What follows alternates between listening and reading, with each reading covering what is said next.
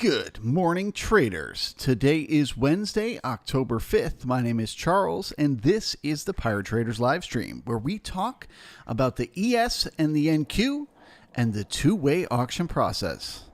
I'm sorry if you can hear my coffee maker in the background. Having a heart attack, apparently.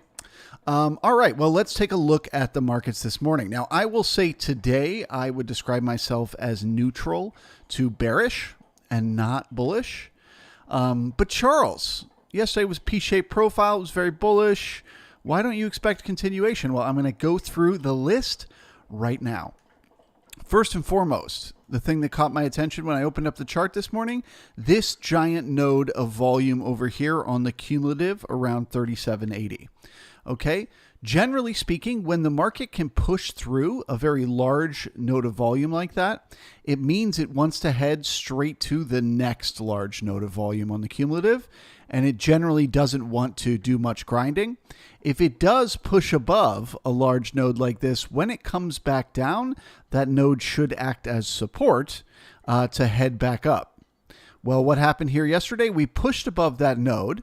We spent the rest of the afternoon just grinding around above that node. Got a little bit of a spike up at the end of the day, which should have been bullish, right? But what happened? The overnight came back down. They spent a lot of time debating this level, brought in a lot of volume, broke below it, and then it became resistance. So what was supposed to become support is now acting as resistance. So that's a little bit bearish to see. Spike rules as well. The fact that we had a spike up at the end of the day yesterday, spike rules tell us opening below that spike is the least bullish scenario. So the support that should have held didn't hold. We had a spike. We didn't open inside the spike. Uh-oh, I'm starting to get a little bearish, right? Well, then I look at what did we leave behind yesterday? Well, we left behind a very large gap, which is considered weakness in need of repair. We also have a previous balance area high that we broke out of, and we have not yet come back down to back test. Almost always on the daily, if the market breaks out of a balance area, it comes back at some point to test that balance area high. And it's really the confirmation when you find support there that gives you the momentum for continuation higher. So it's like, okay, wait a second. Now these things are starting to stack up. We had spike rules. We had the node that should have turned into support. We have a gap that needs to be filled. We have back balance area high that needs to be back tested. Like, oh boy. Well, then we look just below that balance area and we start to realize we left a lot of weakness behind a couple of days ago when we pushed through that balance, which is also in need of repair. So now I'm getting suspicious. Now I'm saying to myself, is this really bullish with this much weakness? And then what caught my eye was the low that we put in over the weekend. I realized that it was in the overnight. It was literally a poor low. And like I said, it was in the overnight. The market never reverses on a move in the overnight and holds it. It has to be the regular trading hours that come back down and test this area again before this really becomes a reliable sort of pivot point for the market. So anytime an important high or low is created in the overnight, I'm automatically suspicious of it, that it is considered weak and in need of a test.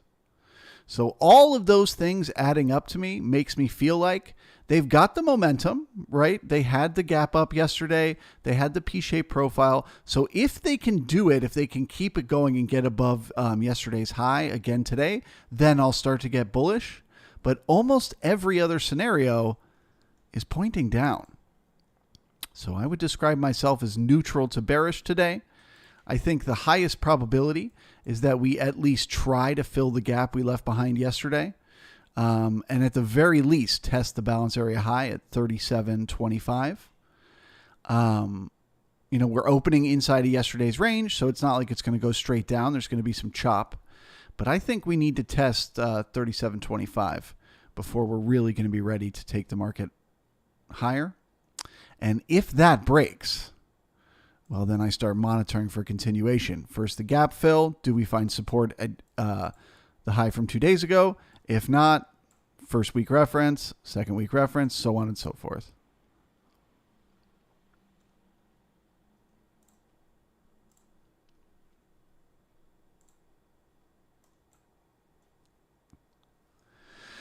All right, speaking of weakness, opening at this level and immediately pushing higher makes the opening price weak.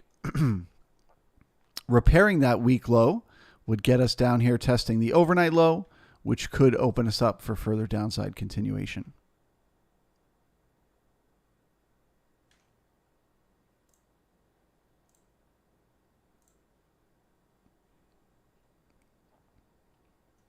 If you have not yet, please smash that like button. I sure would appreciate it. Little thumbs up for the pirate, little pirate thumb, little thumbsy.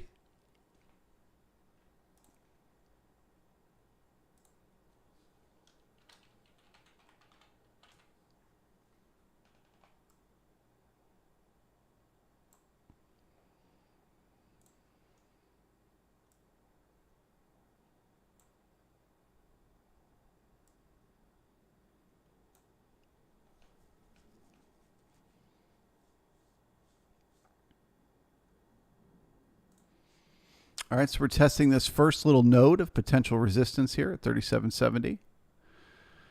Do the buyers get smacked back down to the open?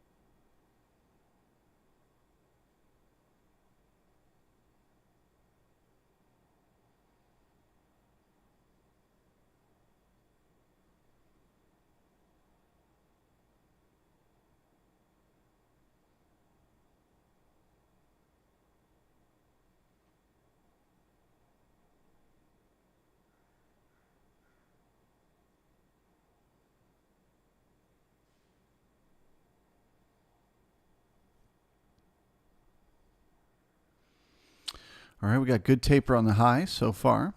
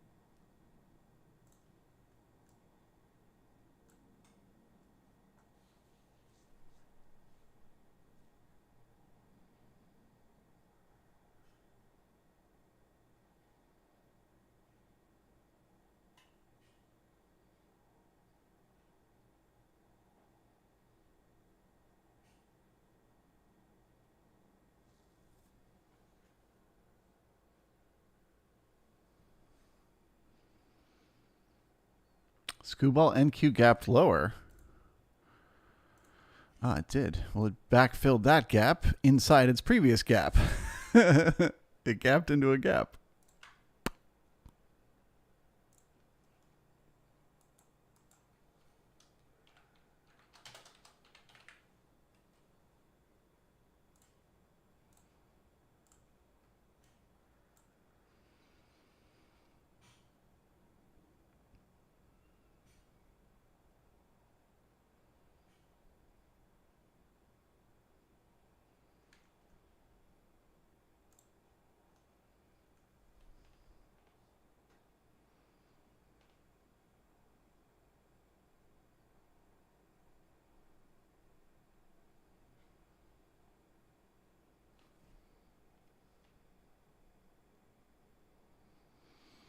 Good morning to Joe, Nap, Pavel, John, David Keene, Hal, Blue Shirt, Chillin' with Dylan, Ryan, Nick, Scooball, T. Wark, Jeremy Jones, R.K. Leon, Rocket,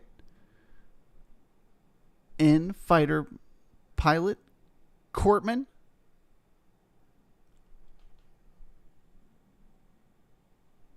and everyone else who was too chicken to comment and say good morning. Good morning to you as well.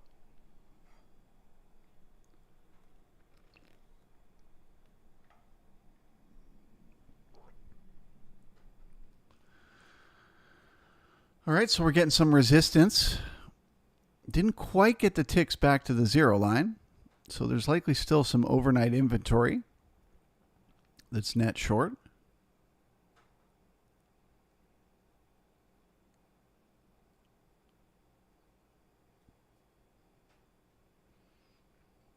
Okay, no support at the halfback, increases the odds. We're heading down to repair that weak low.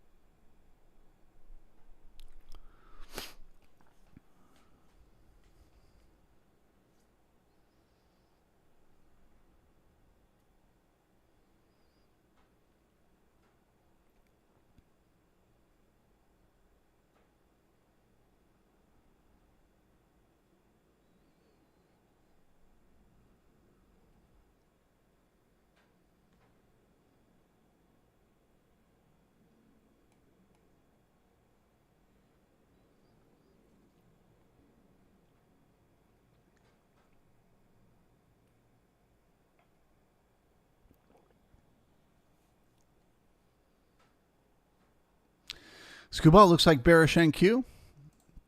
I mean, it looks like bearish both of them, but yeah, to be certain, let's break the overnight low. But yeah, they both look like they're heading lower. They've got gaps to fill.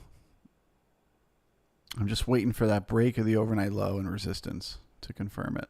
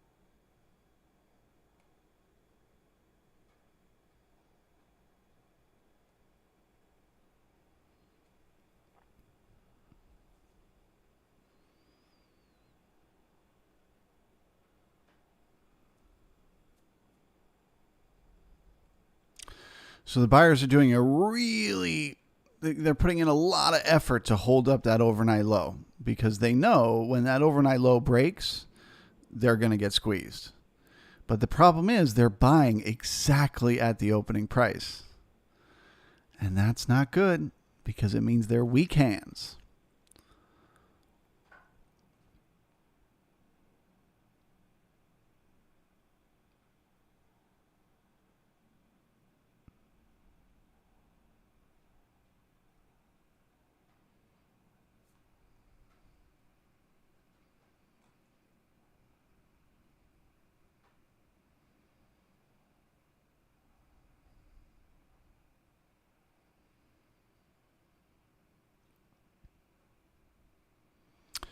David Keene, PMI at 10. Remind me again at 9:59.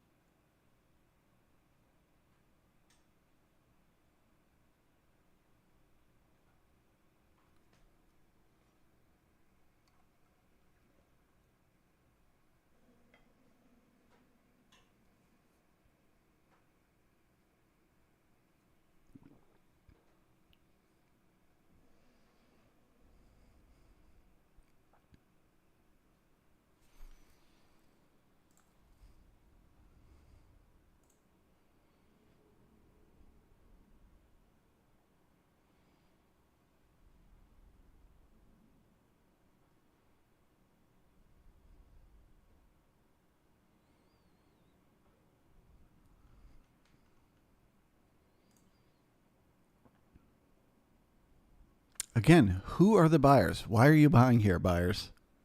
What on earth are you thinking? I mean, I know what you're thinking, but why? Why must you put yourself in these positions always? To just get liquidated.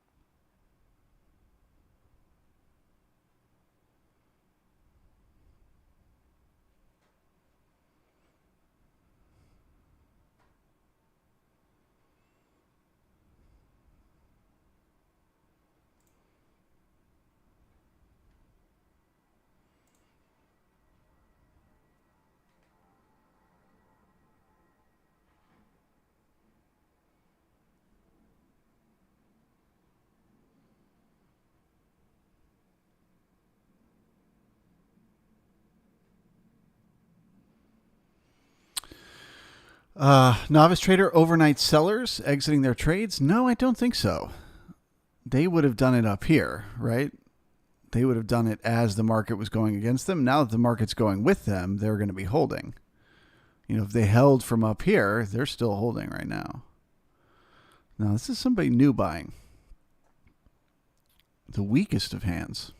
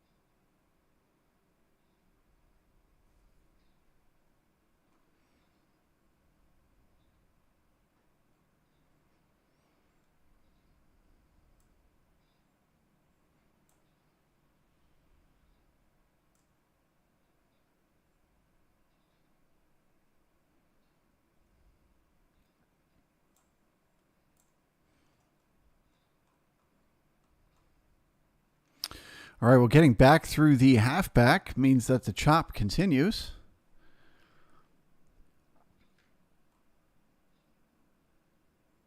I guess they want to get a few more people long before they take it down. We can remember, right? We zoom out with Bookmap and we remember. There's a lot of business that wants to be had down here. Not one single trader since the market open has had a chance to do business below the opening price. Not one.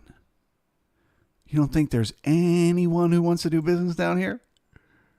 Remember, the market is always looking for two-sided trade. If there's anyone who wants to do business down here, the market's going to give them a chance.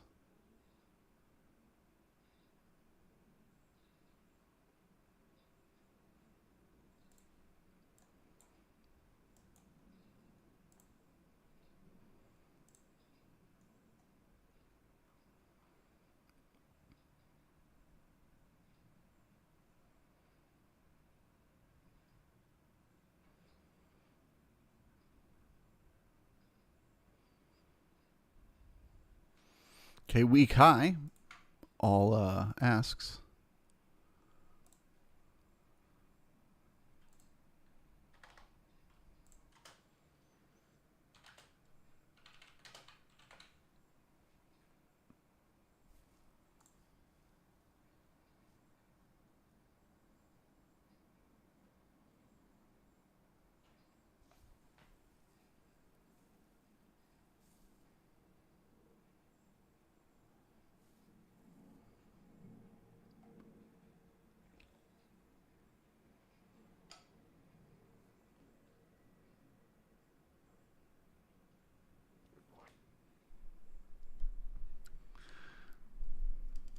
Scooball, I don't know what you're responding to, but you said because it worked once, they are learned their brains. No, they don't learn. The weak buyers? No. I've watched them make the same mistake every single day, over and over again.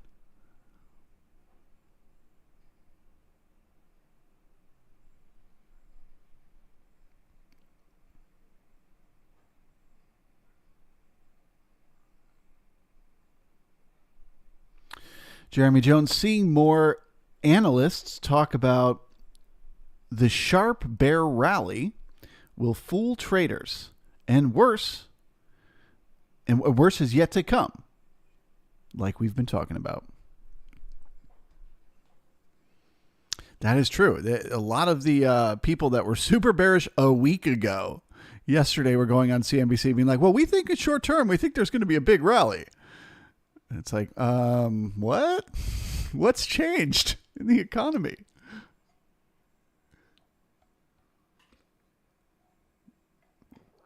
And I would trust it. I would be okay with it if they'd made a good low. That's the thing. I didn't notice it until this morning, but that is very suspicious to me.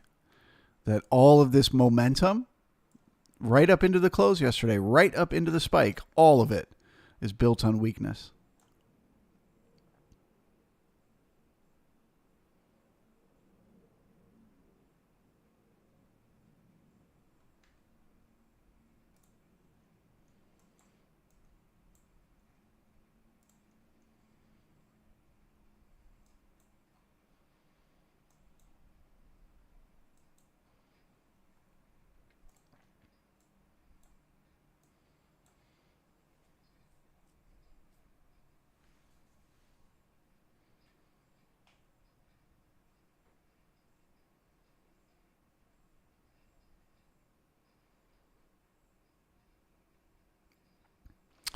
Scooball, but market can be over-hedged.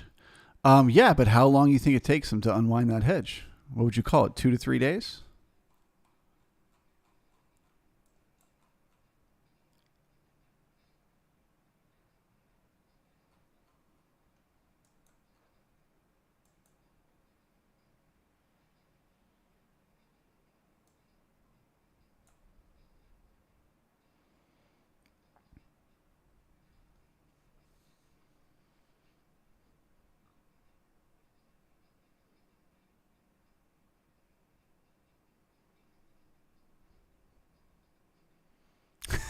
Chilling with Dylan. Yeah, Kramer called a low again. I don't watch him or anything. He just gets roasted. He just gets roasted on Reddit. Yeah, I like YouTube now shows me the Kramer videos every day, like a clip of something he said. It's so funny.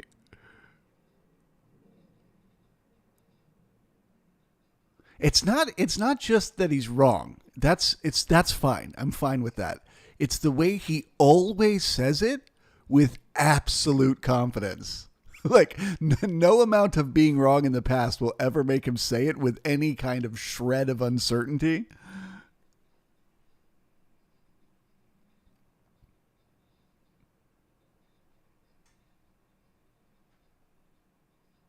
But hey, we're all talking about him doing his job as a television personality.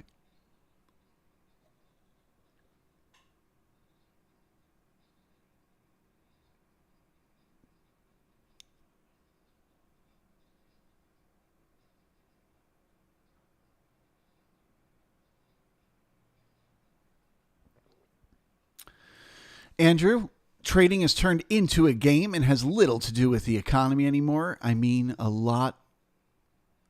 I mean, look at the debt and inflation in the U.S. Yeah. No, but I'm saying um, to truly have a new move. So the market's got this massive bear market. All the momentum for the better part of a year is to the downside. Okay? Look at this. Boom. Look at all this momentum. Smack, smack, smack, smack, smack. Do you really think we can't just do that again? Do you really think this is the end? Like this random low that we just made over the weekend. That's it. We're good now.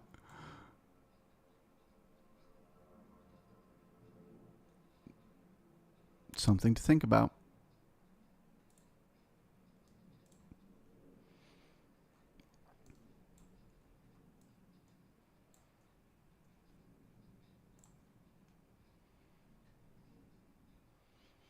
The point being that to get that big reversal, something has to change fundamentally. And all it will take is one piece of good news. But we need a piece of good news first.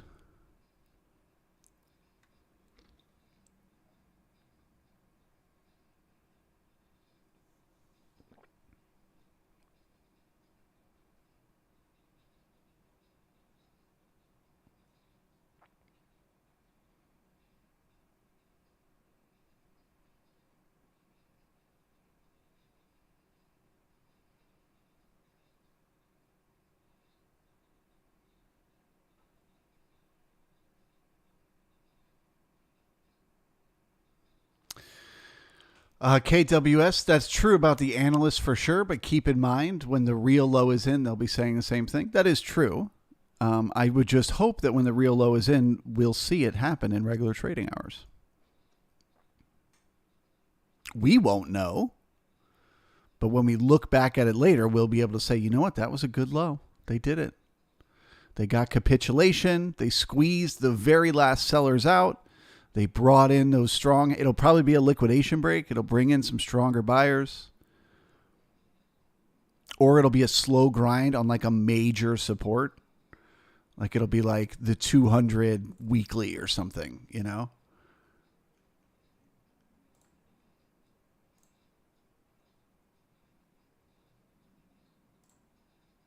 Ooh, that's what we bounced off of.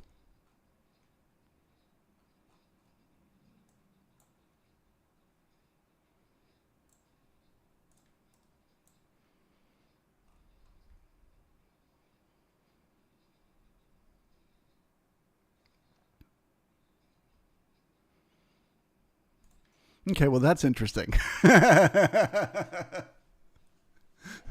definitely would have been some orders sitting there waiting at that level.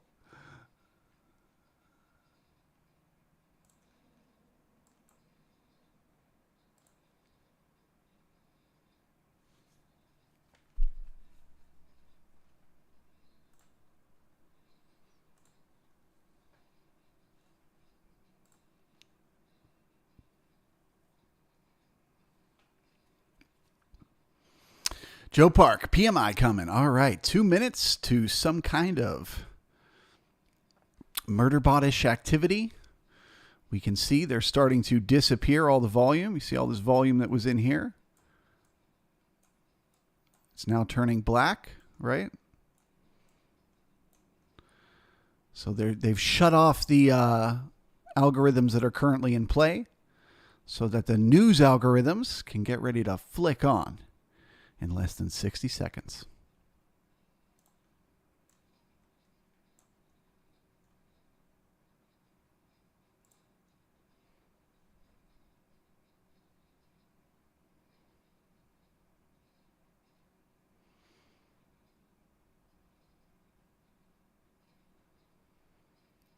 Cortman, low will come when Putin pushes the naughty bottom on Ukraine. Yeah, I mean, that could be if the Russian people were to rebel against Putin and overthrow him, that would instantly reverse the economy. If the Fed were to announce that they're going to no longer increase interest rates, that would instantly reverse the economy. There are certainly things that could do it, but just none of those have happened yet.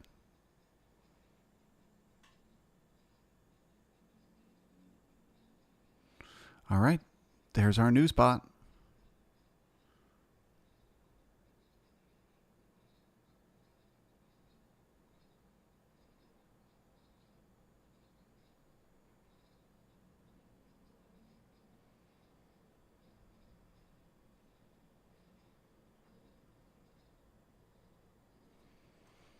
Okay, so there's weak low just became a poor low.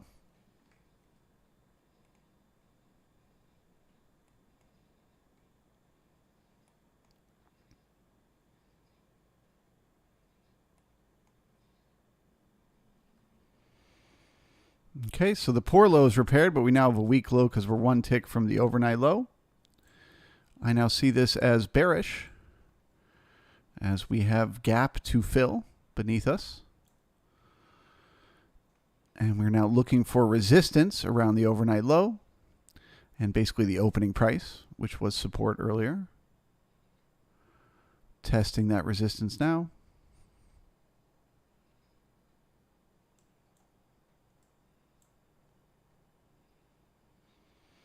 I will be back to neutral if we're able to push our way back up through 37.70, but I remain bearish as long as we are below that resistance.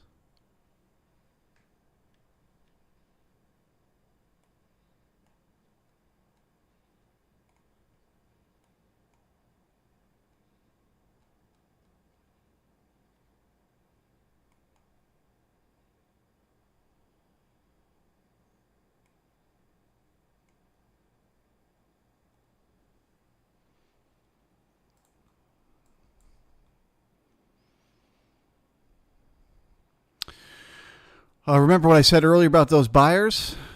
They have not been liquidated yet. All those weak hands that were buying in here.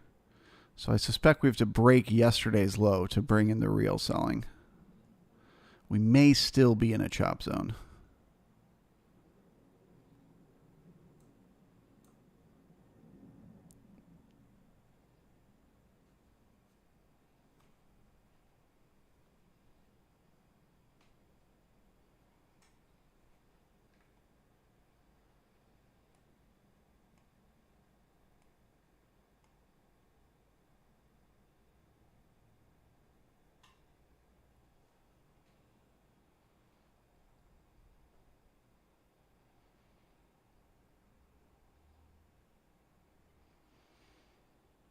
Caffeine addict employment went up.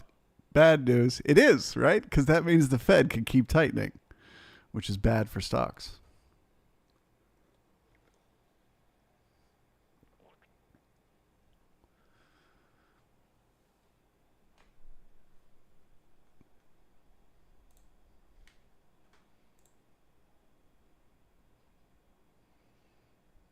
Oh, God, they beat expectations by 0.7. Not 0.7. All right, testing yesterday's low.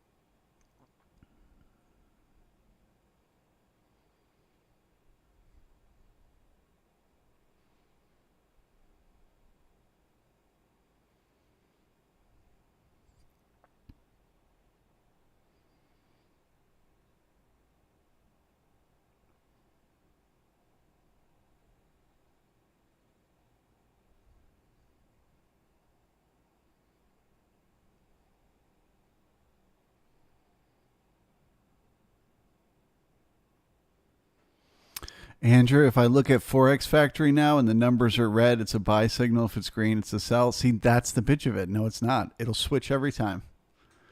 The market could have just as easily had good numbers and gone up, and they would have said, oh, the market went up because of the good numbers. Or the good numbers come out and it goes down, and they go, oh, well, that's because people are assuming the Fed's going to increase interest rates. It's like there's always a story.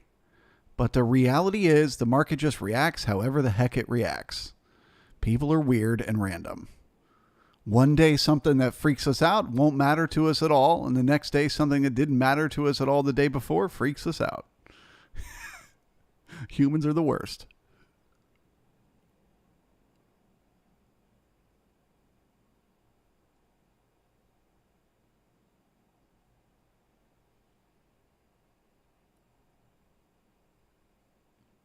Okay, we got another week low here. Once again, don't know who these buyers are, but I tell you, they never learn. Never, ever.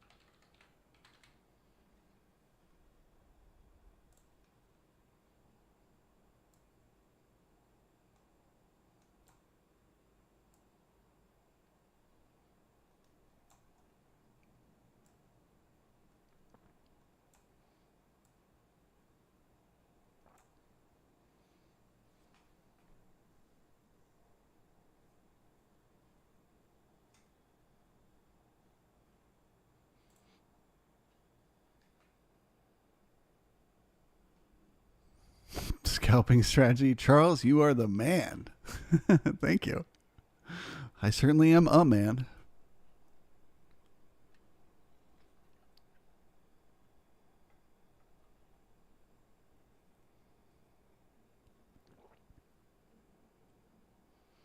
Joe Park, do those buyers believe the earth is flat? Thank you. Yes, these are the people we're talking about.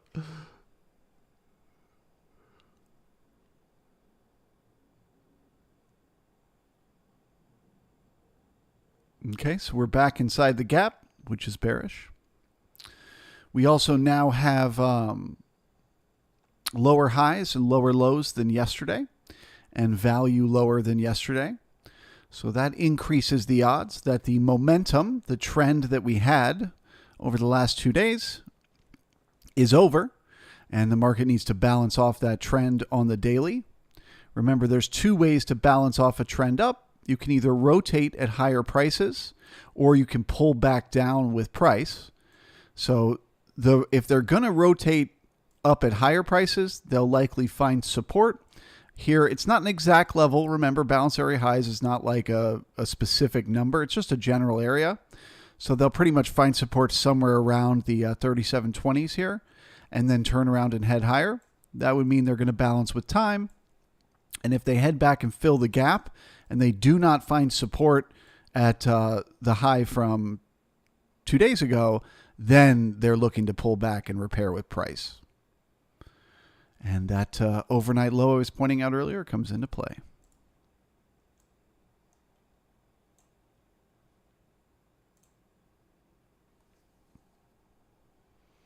All of this, guess what excess leads to? Balance. check out the e-course. Link in the description.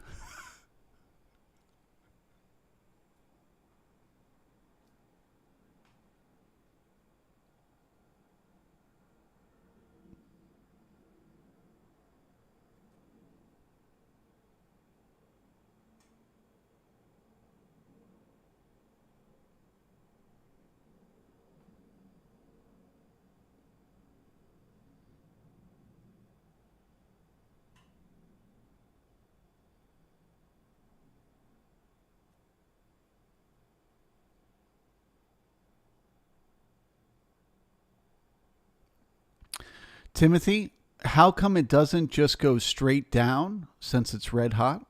It's a great question. It's because there's a million mechanisms connected to this particular chart, right? The S&P 500. So you got all 500 of the individual companies, right? Or 500, give or take, of the individual companies. One of those companies may have had some really good piece of news come out this morning, right? Maybe they just invented a new gizmo and it's going to make them worth a lot more money. Maybe they just hired a new chief financial officer who's going to turn around the ship and make them profitable again, right? Somewhere amongst the 500 companies, somebody's having a good day. And so you got some buying pressure there. And then you've got the exact opposite. You got some companies that are having a terrible day, and so you got selling pressure there. And then you've got all the different mechanisms that are connected to that chart of those 500 companies. So you've got the SPX market, which is a cash settled options market. You've got the futures, which have both the actual futures contracts and the options on the futures. You've got the ETFs of the stocks. You've got the inverse ETFs of the stocks. So all of these different things have people buying and selling every minute of every day. So the market very rarely moves in a straight line.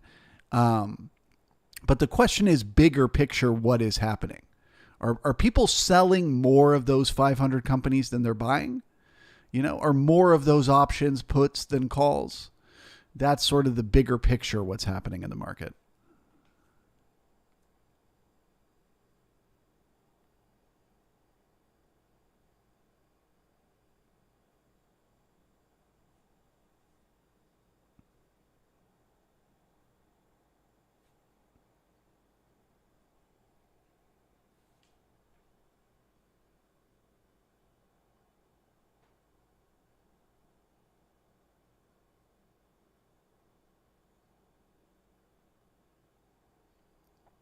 Simon, the volume profile on the left is what period? That is the cumulative volume. So that's like the last 100. I think I have it at like 120 right now. Oh, Jesus, 390. Oh, yeah, I had to add a bunch because, well, that's why my thing kept shutting down yesterday.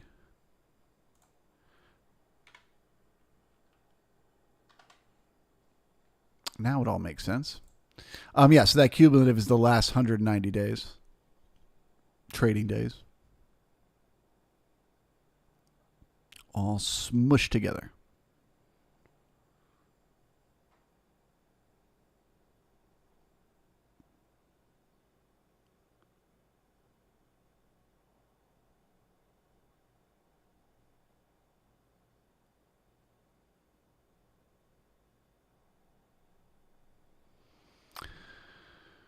Timothy says, I feel like I'm trying to get this book map down. Yeah, slow and steady wins a race. Focus on one thing at a time. Understand how, the volume dots work in comparison to the bid and the ask levels. Look at how the larger nodes of volume that sit there all day compared to the nodes of volume that pop in and out, and just kind of one step at a time.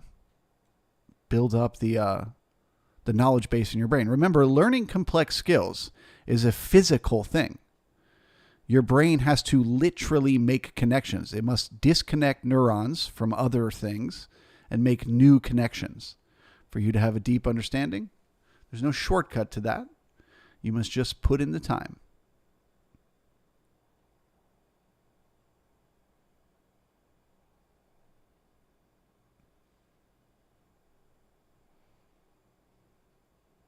There's no cheat code to build stronger muscles. There's no cheat code to learn new habits.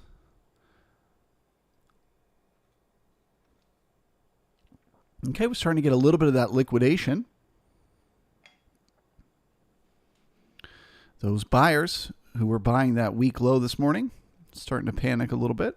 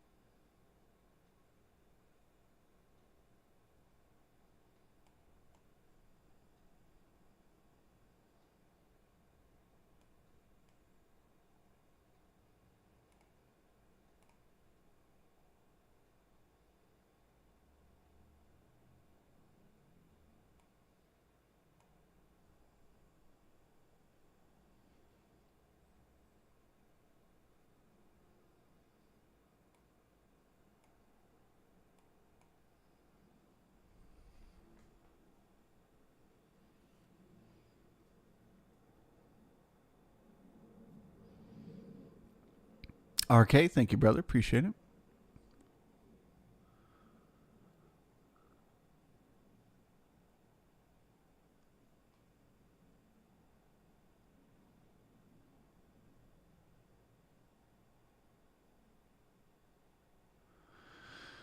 Coop says, yesterday I took a half a dozen stabs long and kept skunking out. We then saw that the issue was iceberg orders. I'm just not sure what I could have done with that info. So you would have said to yourself, why am I going long? What do I think the market is doing here, right? Where is your target for where you think the market is going to go? And then when you see the iceberg, right, if you have that information and you see the iceberg, you then use that to reassess your original trade idea. So then you say to yourself, is a big player putting an iceberg here a reason for my analysis that the market was going to go higher to change? Is this new information make me think the market's not going to go higher? Or does it mean it will? Like, I don't care that they're, going short here. They're setting themselves up to get squeezed and the market's going to go higher, whatever, right? You just use that information to assess the original trade idea and then decide, do you want to stay in it or not? This is a really important concept for newer traders to wrap their mind around. You can't just trade based on feeling. It has to be a thesis, an explainable idea that you could write down on paper and say, I'm getting short because we broke yesterday's low and I believe we're going to fill the gap. Okay, so what would prove me wrong? Let's say if we got back above halfback. Until that happens, until the market either fills the gap or it comes back up and passes through halfback, nothing should ever get you out of a trade. Learning that principle of like, as long as the idea that got you in is still valid, you stay in the trade, then it becomes much easier. And so then once you start to build up that skill set of over and over and over again, recognizing opportunities and seeing you have a good probability and they work out for you, then the information you use becomes more and more valuable. Because then you start to recognize what are called when what should happens doesn't. So then you start to know, oh, wait a minute. If it was supposed to fill the gap and it didn't, and it immediately turned around and it started to go higher, well, shit, maybe I should get in with much bigger size. Because if it's not going to fill the gap, that's extremely bullish, right? So that's kind of the way it works, is those iceberg orders would just be more information to confirm or reject the thesis that you're currently in.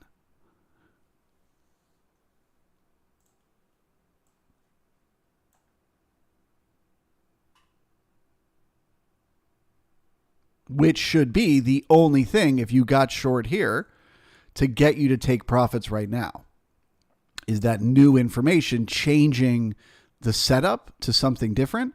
Anything other than that, you stay in the trade.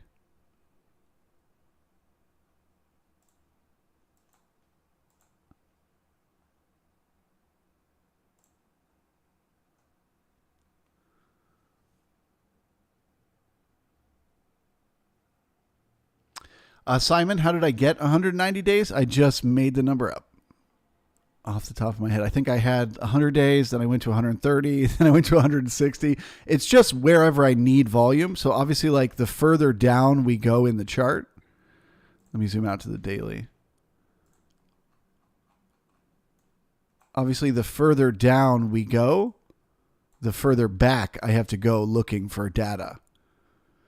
But it slows down the software because now my computer has to be keeping track of all the data from all these days. So the more I add, the more it slows down my computer. So like as we start going up, I'll reduce the number. As it goes down, I'll add to it. It's just, I just need to see where was the volume when we were here last. That's all.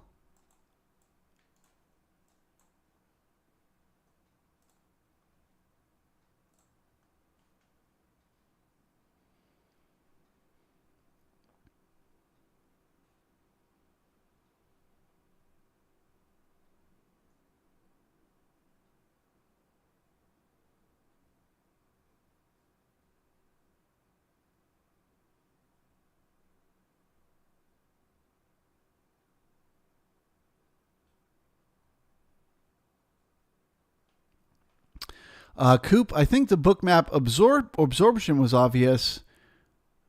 It's just, how do you tell when they run out of steam and if the price finally breaks out? Well, that's the point. It doesn't matter when they run out of steam.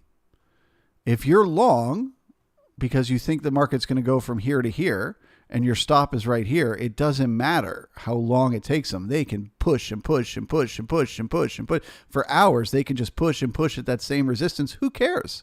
Your trade idea is still valid. So you should not be getting out of that trade. So how would you use that information? You might be saying, okay, well, if that resistance can hold, maybe instead of just getting stopped out, I'm actually going to be looking for a short. Or you say to yourself, you know, if we break through that resistance, I'm going to move my take profit even higher. I was targeting this. Now I'm going to move up to here because I think they're going to get extra momentum, whatever, right? It's just more information to consider.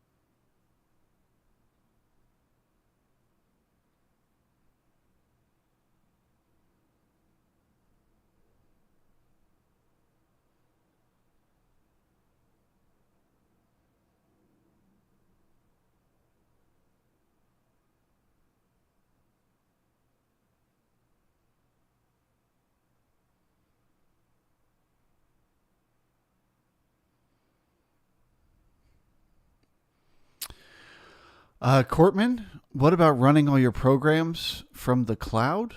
I don't know. That seems like that would be a huge burden on my internet.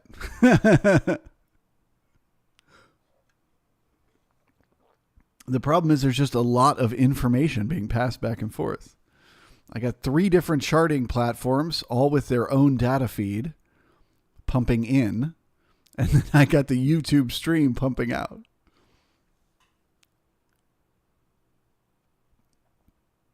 So pumping all that information to a cloud and then the cloud computing it and pumping it out, I don't think will make any difference.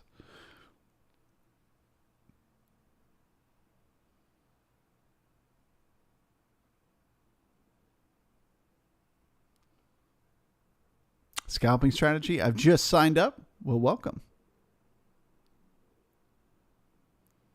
Welcome to the brigade.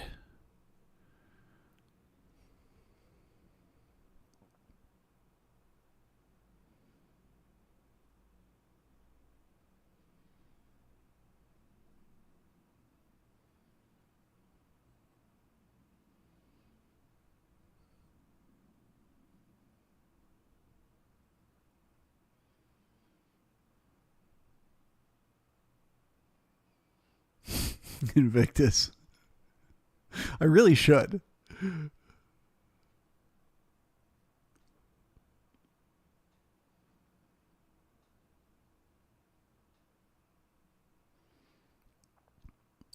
A bad chat is Window Trader web-based? No, it's software on the computer.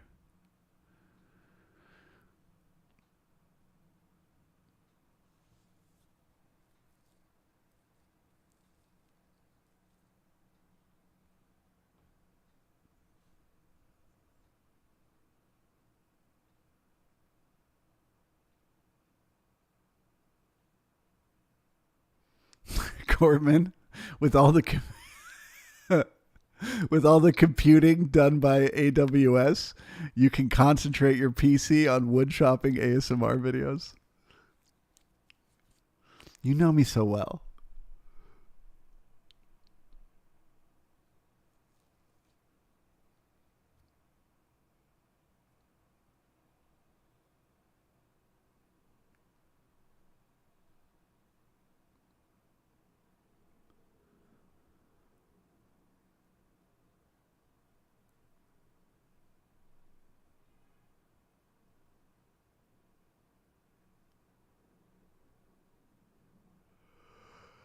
Bad chat. I did. It's about.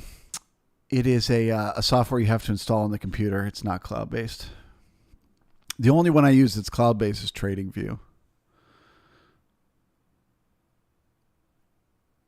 which I love.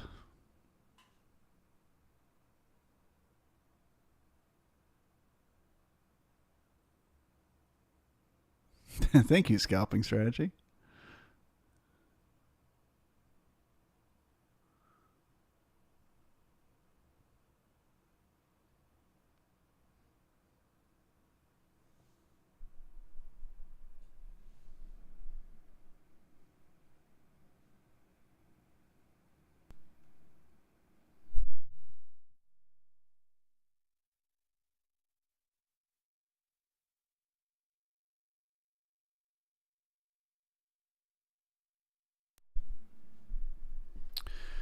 All right. Well, with the printing of the C period here, we have created a poor low. That increases the odds that the market is going to push up looking for resistance before coming back to repair that poor low. We also left behind a set of single prints, so that increases the odds that the market will want to push up to backfill those single prints, but that we will find resistance right there at the base of those single prints. That is also the halfback, which often acts as resistance. That is also the overnight low, which also acts as resistance. So I think it is fair to say, as long as the market stays below 3760, you can expect further downside continuation. And remember, we are still in a previous gap, further increasing the odds that we need to fill that gap. The only thing that could really get me bullish from this point would be if we got above this node right here around 3771. in which case I would first look for just kind of rotation inside the overnight range, and then continuation higher if it seemed like they kept pumping it. But that is what I believe is the least likely scenario here today. As far as support, there's a very real chance the market could find support, once it fills the gap. So find it at the balance area high around 37.25 or at the gap fill 37.12. If it does find support in here, I would look for it to go sideways the rest of the day. That would mean we're trying to repair this excess using time, not price. With that, I bid you farewell. I wish you the best of luck. I'll stay just to see if we repair this poor low.